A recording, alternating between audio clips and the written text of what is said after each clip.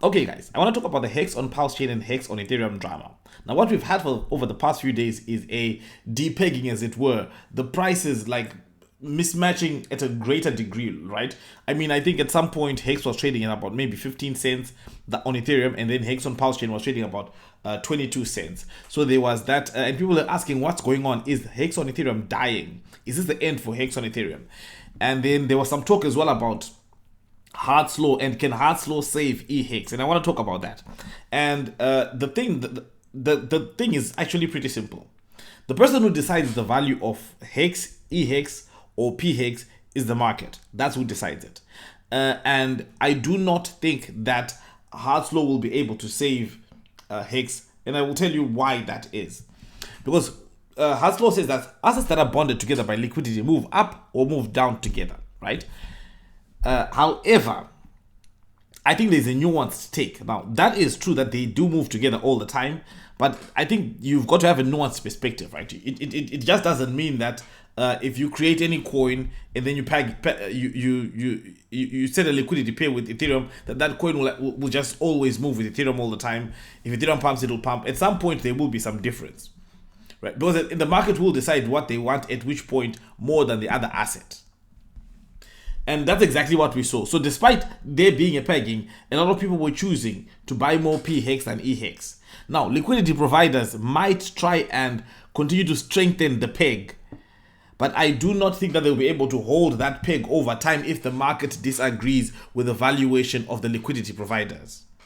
So if the market, if because what happens on a automated market maker, on a decentralized exchange like your PulseX, like your Uniswap, is that it's a platform where you can buy and sell different assets, right? So when you come and buy, when you come and buy an asset, that asset is a portion of that asset then leaves the pool. The price of the remaining asset goes up, right? So if the liquidity providers want to fight with the market, they will continue to be hit by impermanent loss, impermanent loss, impermanent loss. So meaning that people are essentially coming to dump their EX for higher prices on those liquidity providers.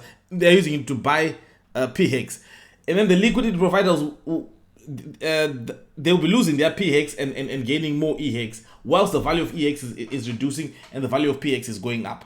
And whenever they try to rebalance that equation, essentially that's a form of market manipulation if they want to force the price up, and that has never worked. And one of the things that I will say that Richard Hart has never manipulated the price of hex. Whenever the hex dip came, he let the coin dip. He let it fall down 80%, 90% in many cases, and he didn't save it, because you cannot fight the market. Anyone who's ever tried to fight the market found out that it's a bad idea. If you remember FTX, the collapse of FTX, it started off by FTX saying that we're going to hold the price $22 for FTT token. And then when the market realized that they're going to hold $22, the market then disagreed with that decision, and then the price tanked, because they tried to support it and support it and support it. If you look at what happened with Terra Luna as well, they tried to support that dollar peg. They bought Bitcoin to support their UST coin. And what happened? They tried to support it and they tried to support it and they tried to support that peg until the peg just they couldn't do it anymore. They couldn't fight the market. And the same reason they couldn't fight the market, the same reason many people can't fight the market, is the same reason I think that liquidity providers will not be able to fight the market in regards to parity between EHEX and PHEX. Now, for me personally, what do I think? Do I think that those two assets should trade at the same price? I don't think so. I think that PHEX should have a premium, right? Because Pulse Chain is what's bringing a lot of value right now. So I think Pulse Chain native assets, in my opinion, are worth more than assets that are bridged in. That is what I strongly believe. Assets that are native on Pulse Chain are worth more than assets that are bridged in, except if they are stable coins, which stable coins are assets that are backed by in many cases, in the case of USDC, that are backed by real world assets in a bank account somewhere. So all in all, I think that